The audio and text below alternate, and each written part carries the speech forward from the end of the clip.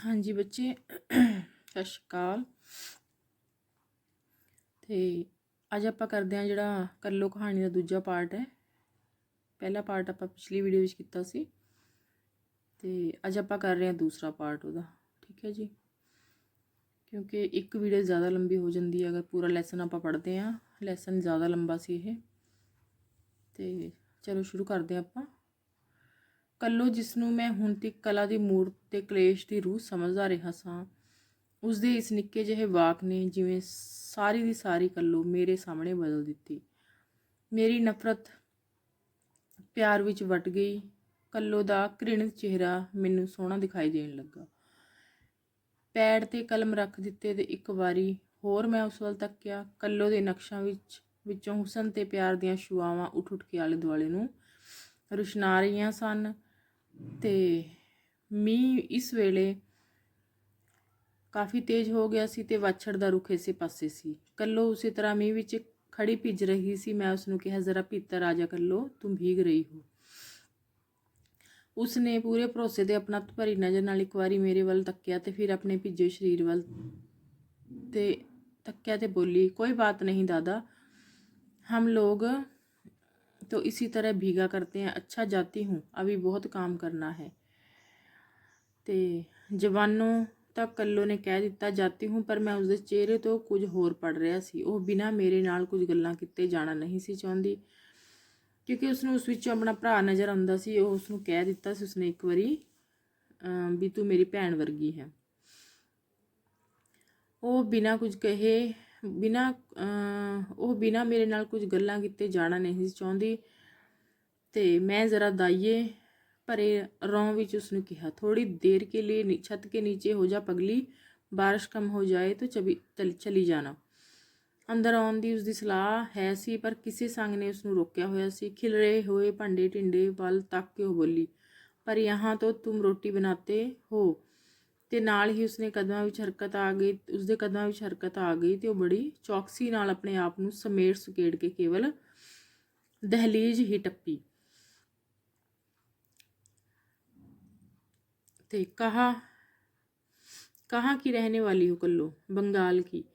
अरे तुम लोग इतनी दूर चले आए, उधर तुम्हें काम नहीं मिलता था क्या? भगवान की इच्छा है दादा, जहाँ पर रोज़ी बनी होती है वहीं पर जाना होता है। उसके मूँहों ये घड़ी मुड़ी ਜਿਹੜਾ ਦਾਦਾ ਸ਼ਬਦ ਮੈਂ ਆਪਣੇ ਸੰਬੋਧਨ ਵਿੱਚ ਸੁਣ ਕੇ ਕਚੀਚੀਆਂ ਵੜਦਾ ਸਾਂ ਤੇ ਇਸ ਦਾ ਭੇਤ ਝੱਟ ਹੀ ਮੇਰੇ ਉੱਤੇ ਖੁੱਲ ਗਿਆ,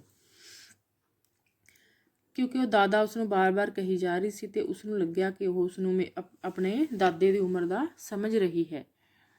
ਤੇ ਮੈਨੂੰ ਯਾਦ ਆ ਗਿਆ ਕਿ ਬੰਗਲਾ ਬੋਲੀ ਵਿੱਚ ਵੱਡੇ ਭਰਾ ਨੂੰ ਦਾਦਾ ਕਹਿ ਕੇ ਬੁਲਾਇਆ ਜਾਂਦਾ ਹੈ।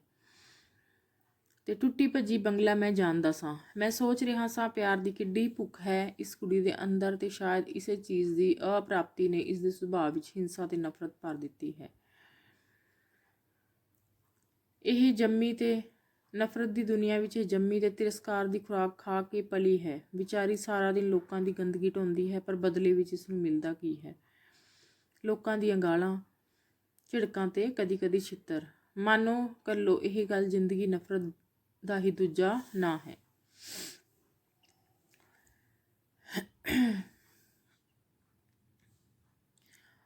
ਦੁਨੀਆ ਇਸ ਨੂੰ ਨਫ਼ਰਤ ਕਰਦੀ ਹੈ ਤੇ ਇਹ ਦੁਨੀਆ ਨੂੰ, ਪਰ ਇੰਨਾ ਹੋਣ ਤੇ ਵੀ ਕਿ ਪਿਆਰ ਦੀ ਭੁੱਖ ਇਸ ਦੀ ਮਰ ਗਈ? ਸ਼ਾਇਦ ਨਹੀਂ। ਇਹ ਦੁਨੀਆ ਕਿਤਨੀ ਨਾਦਾਨ, ਕਿਤਨੀ ਬੇਸਮਝ ਤੇ ਕੰਜੂਸ ਹੈ ਕਿ ਚਾਰ ਮਿੱਠੇ ਬੋਲ ਜਿਨ੍ਹਾਂ ਉੱਤੇ ਕਿਸੇ ਦਾ ਕੁਝ ਵੀ ਮੁੱਲ ਨਹੀਂ ਲੱਗਦਾ, ਨਾ ਦੇ ਕੇ ਇਹ ਅਣਗਿਣਤ ਜੀਆਂ ਨੂੰ ਆਦਮੀ ਤੋਂ ਪਸ਼ੂ ਬਣਾ ਦਿੰਦੀ ਹੈ। ਕੱਲੋ ਜਿਹੜੀ ਹਰ ਕਿਸੇ ਨੂੰ ਨਫ਼ਰਤ ਕਰਦੀ ਹੈ, ਜਦ ਕਿ ਉਹ ਉਸਦੇ ਸੀਨੇ ਵਿੱਚ ਇਤਨਾ ਕੋਮਲ, ਇਤਨਾ ਨਿੱਘਾ ਦਿਲ ਮੌਜੂਦ ਹੈ ਕਿ ਇਸੇ ਕਰਕੇ ਦੁਨੀਆ ਨੇ ਉਸਨੂੰ ਨਿਗਾਉਣੇ 'ਚੋਂ ਮਿੱਠੇ ਬੋਲਾਂ ਤੋਂ ਵਾਂਝਿਆ ਰੱਖਿਆ। ਕੱਲੋ ਜਿਹੜੀ ਕਿਸੇ ਅਜਨਬੀ ਦੇ ਕਹੇ ਹੋਏ ਝੂਠੀ ਮੁੱਠੀ ਦੇ ਭੈਣ ਸ਼ਬਦ ਨੂੰ ਇਤਨੇ ਸਤਿਕਾਰ ਨਾਲ ਦਿਲ ਦੀ ਪਟਾਰੀ ਵਿੱਚ ਸਾਂਭ ਕੇ ਰੱਖ ਸਕਦੀ ਹੈ ਕਿ ਇਹ ਨਫ਼ਰਤ ਦੀ ਹੱਕਦਾਰ ਹੈ। ਕਾਸ਼ ਦੁਨੀਆ ਵਾਲੇ ਕਦੀ ਅੱਖਾਂ ਖੋਲ੍ਹ ਕੇ ਤੱਕ ਸਕਦੇ। ਉਹ ਦਹਲੀਜ਼ ਅੰਦਰ ਹੋ ਜਾਣ ਤੇ ਵੀ ਵਾਛੜ ਦੀ ਮਾਰ ਤੋਂ ਬਚ ਨਾ ਸਕੀ।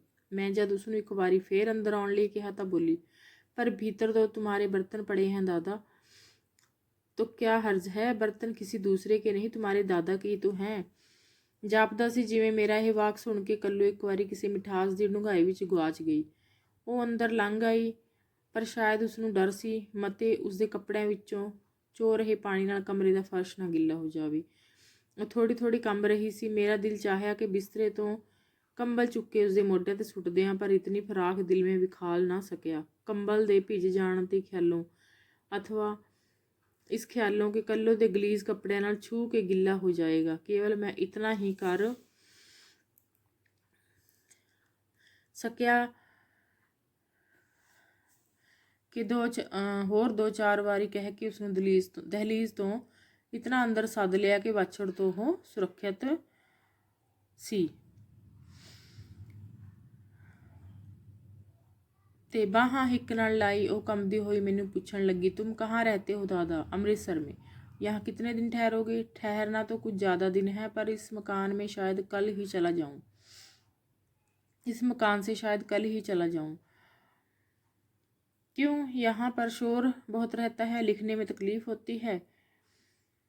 कुछ चिर ਉਹ ਚੁੱਪ ਰਹੀ, कुछ सोचती रही तो फिर मेरे वर्कियां वल तक के पूछने लगी, तुम ये क्या लिखा करते हो दादा? किताबें लिखता हूँ, पर किताब के हर्फ तो और तरह के होते हैं, छोटे छोटे साफ साफ। ये भी वैसे ही बन जाएंगे मशीन में डालने से। हाँ, मेरा मामू कहत रहा कि एक मशीन होती है जिसमें किताब छापी जाती है, उसी में ये भी छापी जाएगी।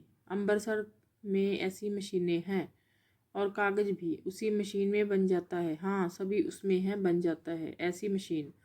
तुम पढ़ना जानती हो कल्लो? नहीं दादा, हम लोग नहीं पढ़ा करते। मेरा एक नौ चचेरा भाई रहा, उसने अंग्रेज़ी पढ़ी थी और फिर वो क्रिस्टान ईसाई बन गया। अच्छा दादा, अमृतसर में भी पानी पड़ता है? हाँ पड़ता है, बहुत, पर बहुत नहीं। वहाँ तुम्हारा कौन है दादा?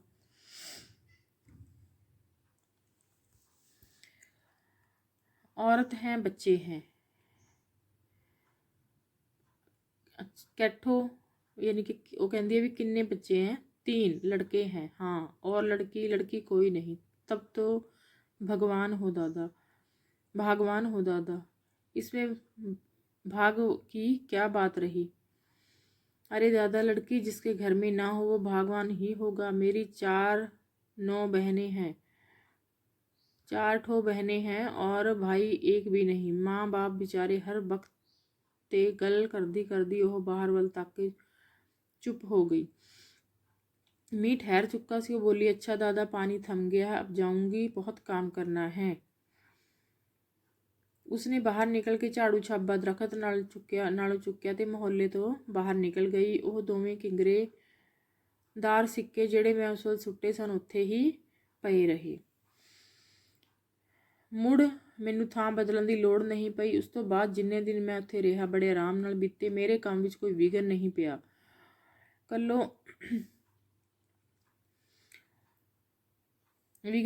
ਕੱਲੋ ਆਪਣੇ ਨਿਯਤ ਵਕਤ ਸਿਰ ਆਉਂਦੀ, ਮੁਹੱਲਾ ਸੰਭਰਦੀ, ਘਰਾਂ ਦੀ ਸਫਾਈ ਕਰਦੀ ਤੇ ਜਾਣ ਤੋਂ ਪਹਿਲਾਂ 2 ਘੜੀਆਂ ਮੇਰੇ ਕੋਲ ਠਹਿਰਦੀ, ਕੁਝ ਇੱਧਰ ਉੱਧਰ ਦੀਆਂ ਗੱਲਾਂ ਕਰਦੀ ਤੇ ਫਿਰ ਚਲੀ ਜਾਂਦੀ।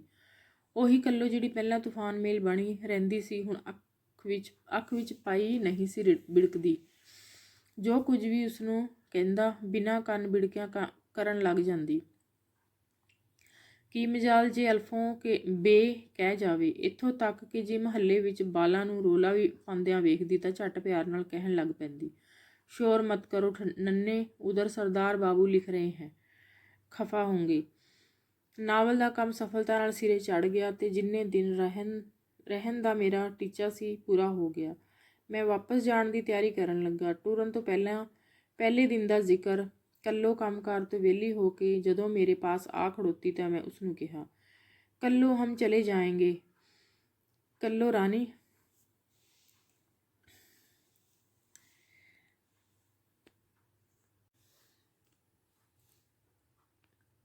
ਚਲੇ ਜਾਏਂਗੇ ਦਾਦਾ? ਉਸਨੇ ਸ਼ਾਇਦ ਕੁਝ ਘਬਰਾ ਕੇ ਕਿਹਾ, ਜਿਵੇਂ ਕਿਸੇ ਬਹੁਤ ਹੀ ਨਜ਼ਦੀਕੀ ਰਿਸ਼ਤੇਦਾਰ ਨੂੰ ਕਹੀਦਾ ਹੈ, ਤੇ ਆਪਣੇ ਇਸ ਕਹਿਣ ਢੰਗ ਤੋਂ ਜਿਵੇਂ ਆਪ ਹੀ ਕੁਝ ਕੱਚੀ ਜਿਹੀ ਹੋ ਗਈ। फिर ज़रा गंभीरता विच बोली, इतनी जल्दी क्यों जा रहे हो दादा? जल्दी कहाँ, 1 महीने का करीब हो गया कल्लो। फिर कब आओगे, भगवान ने चाहा तो दूसरे साल।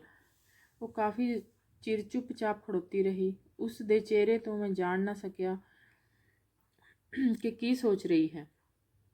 ਜ਼ਰਾ ਇੱਧਰ ਆਣਾ ਕੱਲੋ, ਮੈਂ ਜੇਬ ਵਿੱਚ ਹੱਥ ਪਾਉਂਦਿਆਂ ਉਸਨੂੰ ਕਿਹਾ ਤੇ ਉਹ ਬਿਨਾਂ ਹਿਚਕਿਚਾਹਟ ਮੇਰੇ ਕੋਲ ਆ ਖੜੋਤੀ।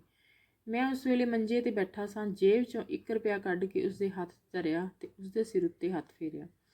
ਯਾਨੀ ਕਿ ਜਦੋਂ ਇੱਕ ਭਰਾ ਆਪਣੀ ਭੈਣ ਨੂੰ ਕੋਈ ਸ਼ਗਨ ਦਿੰਦਾ ਹੈ ਤਾਂ ਕੀ ਹੈ, ਪੁਰਾਣੇ ਸਮਿਆਂ ਵਿੱਚ ਆਪਣੀ ਭੈਣ ਦੇ ਸਿਰ 'ਤੇ ਹੱਥ ਜ਼ਰੂਰ ਰੱਖਦਾ ਸੀ।